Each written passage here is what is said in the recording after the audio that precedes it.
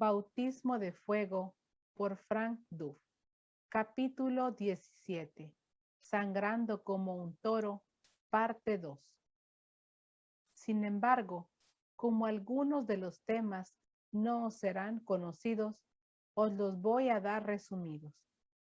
La existencia de este lugar continúa pervirtiendo el sentido moral de una ancha zona que rodea a la propiamente mala. Resulta incomprensible cómo queda aún un solo hombre en el orden moral. En la experiencia que nos ha dado el trato con los pobres de la ciudad, jamás comprobamos, a no ser en el territorio dicho, una tentación mayor para muchas madres de familia, al parecer honradas, de lanzarse al vicio, si las cosas se les ponían mal. La atmósfera de corrupción moral se masca allí, y en más o menos grados, todos están en ella infectados. El carácter de aquella gente, aún su físico, es notablemente inferior al de otras zonas pobres. Esta concentración de chicas es naturalmente fácil coto para cualquier organizador o capitalista del sucio negocio. Una vez metidos en él, estos rufianes harán lo imposible por mantenerlo o desarrollarlo como su medio de vida. Se buscaba a las chicas vestidas a propósito para hacer los vuelos ganchos. En el caso de ser arrestadas, cosa que no ocurre sino cuando sale de la zona, se pagan sus multas y vuelven a ser puestas en circulación. Sabemos de una chica arrestada, no ha mucho, 3 veces en una semana, e inmediatamente se pagó la multa las 3 veces. Si solo se debilitara la raíz de esta organización, con solo echar abajo toda tolerancia, pronto se advertiría que todo el tráfico de vicio decaería, del mismo modo como la bancarrota de un sistema bancario arrastra en su ruina a innumerables casas de negocio. Pero, ¿y el otro lado de la cuestión?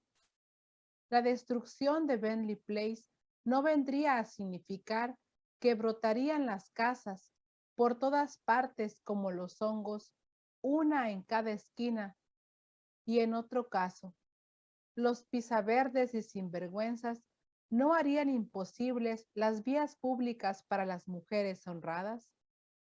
Tal es el punto de vista de la mayoría de la población que, desconociendo en absoluto las proporciones del problema, vienen a aumentarlas con una pesadilla de enfermo. Con relación a estos temores, las cifras y hechos siguientes manifestarán lo que significa la limpieza general de Bentley Place. Nos hemos ocupado en anotar los nombres de todas las chicas que actualmente viven en aquella zona. Y salta a la vista el hecho de que el muy serio y según se supone incurable mal se concentra en no más de 40 chicas. En razón de la naturaleza del lugar ya detallado, este pequeño número logra hacer 100 veces más daño a los intereses morales y físicos de la ciudad que el que haría el mismo número si las chicas vivieran en fonduchas. El problema que se originaría cerrando las casas no es tan fantástico como se supone. Se reduciría sencillamente a 40 chicas, cada una de las cuales nos es bien conocida y cuyos movimientos circunstanciales podemos casi predecir. En lo que sigue, trataremos de adivinarlo o analizarlo. Como resultado práctico, creemos que nuestra hospedería Santa María se llevará la mitad de aquellas chicas. De este grupo, podemos decir que un tercio se nos marcha de nuevo a vagar por las calles. No quiere esto decir que no volveremos a recobrarlas.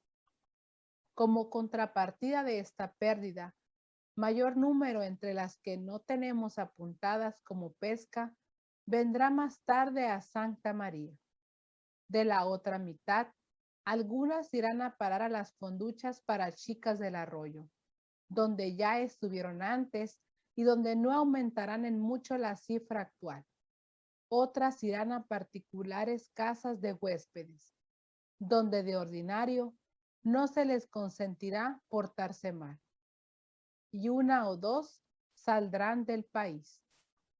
De aquí se deduce bien claro que ninguna de las antedichas categorías puede representar el tan temido contagio, la aparición de las casas como hongos en otras partes de la ciudad.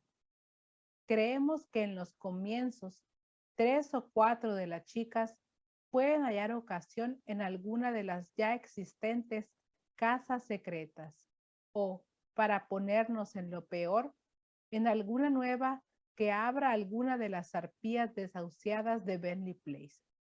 Esta posibilidad es cosa muy distinta del fantaseado crecimiento como hongos, y aún conseguido sin dificultad, podemos seguir un poco más en el supuesto caso y ver qué es lo que implica.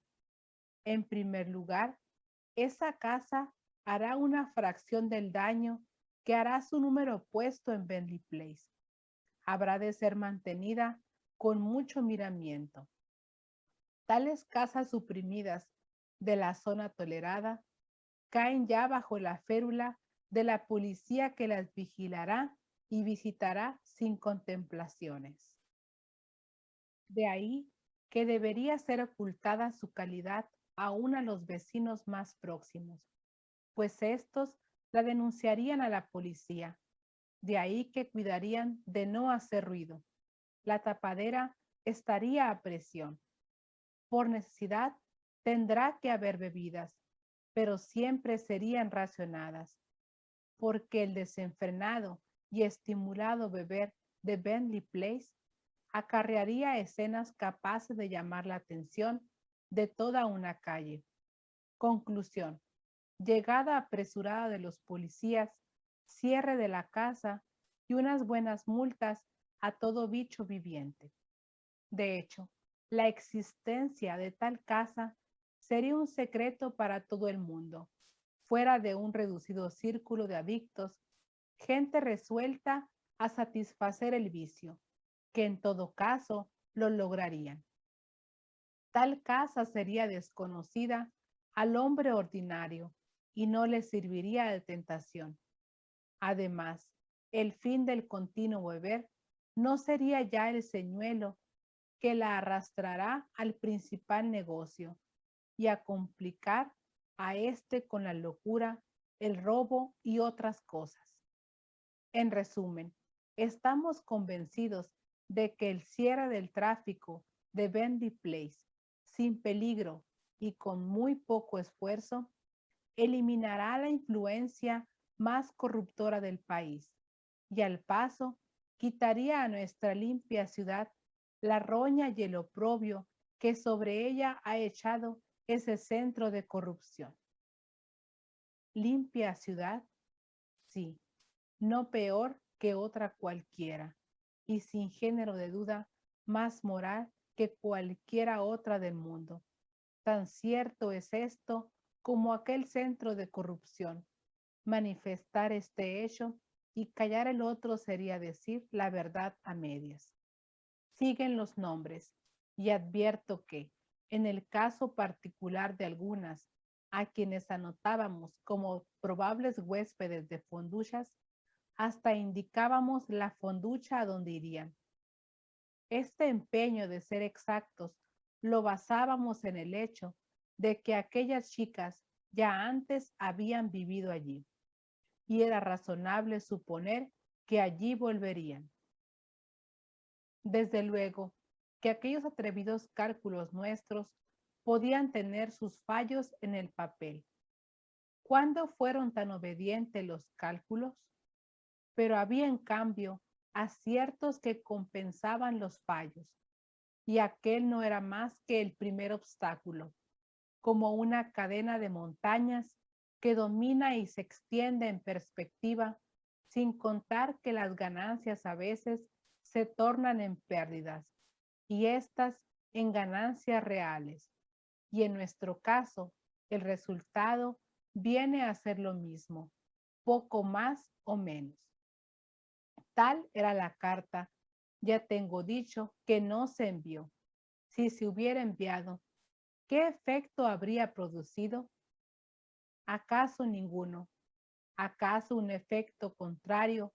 Cosa que en sí sería una consideración interesante. Y así entró Dios a dirigir las cosas por otro camino. ¿Y de qué modo? Si me permite usar de este americanismo tan expresivo que ahorra 50 superlativos. Porque, a decir verdad, lo que se siguió puede justamente ser descrito como una de las páginas más notables de la historia religiosa. Si hay alguna más brillante, quiere decir que o los historiadores no le han hecho justicia o yo no he leído aún lo suficiente. Y aquí va lo que sucedió. Recordarán los lectores el nombre del padre Ricardo Devane, como íntimamente ligado con los acontecimientos que culminaron en los primeros y clásicos ejercicios hechos en Valdoillet. En el tiempo que transcurrió desde entonces hasta el actual paso de nuestra historia, aquel hombre brillante iba siguiendo la obra con todo interés y dirigió algunos de los ejercicios periódicos en Santa María. Durante todo este tiempo tuvo a su cargo la gran casa de ejercicios para hombres en Rand Farnham Castle, pero en los comienzos de 1925 fue trasladado de este cargo a la dirección de las misiones. Esto es, que su futura ocupación habría de ser dar misiones por todo el país. Y esta probó ser una feliz circunstancia, aunque el padre Devane no miró el cambio con mucho agrado. Siempre ocurre lo mismo. Dios prepara sus mejores píldoras en cápsulas, lo más amargas para nuestro paladar, y escribe derecho con renglones torcidos. Pues bien, en el año de 1925 tocó en suerte a los jesuitas dar la misión anual de Cuaresma en la calle Marlborough o parroquia de la Procatedral. Cada una de las órdenes religiosas entraba en el turno para dar estas misiones. La primacía de esta parroquia aconsejaba que el privilegio de darle misiones fuera por turno.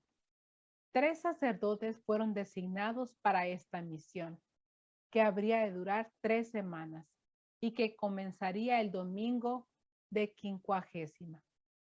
El padre Devane era uno de estos 3, de haber él seguido encargado de la casa de ejercicios en Rand Farnham. Es seguro que no habría tomado parte en la misión. Los otros 2 fueron los padres Ernesto Mackay y Daniel Roche, a quienes nosotros no conocíamos personalmente. La fama del padre Mackay se ha difundido hoy por todas partes. Intrépido, de ideas profundamente espirituales. Así es en sus rasgos más salientes. El padre Roche había sido un soldado que se distinguió en la guerra europea, sirviendo en los ejércitos franceses e ingleses y condecorado por unos y otros. Estos 3 presentaban en efecto una providencial, y usamos la palabra en su significado genuino y no aquella otra sin alma de afortunada elección, porque el negocio habría de ser delicado y arriesgado por demás.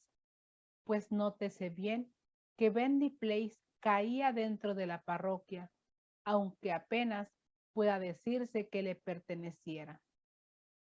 Tan pronto como se dispuso la misión, el padre Divine trató el asunto con nosotros. Nos declaró que él consideraría la misión como un fracaso monumental si ella no daba la puntilla a Bendy Place. ¿Acaso vendréis a decirnos, y por qué darle la puntilla? No había en el mundo cosa más difícil, pues jamás hubo misión que se acercara a la zona, ni que la mencionara siquiera. Ello era una participación del histórico y universal miedo al coco, del espantojo de hacer daño, del contagio del mal. Además, ¿qué punto de vista tomarían sus otros dos hermanos? ¿Acaso el ya anticuado? Y no sería el padre Divine el director de la misión, sino el padre Mackay. Puede uno imaginarse fácilmente como si la oyera, la discusión entre los padres. Nadie lo hizo jamás. Juan Ross, el desastre número 1. Será mejor no menearlo. Tal vez no menearlo era como la última palabra del credo. Ah, no. Dios conocía a sus hombres. Él los había escogido.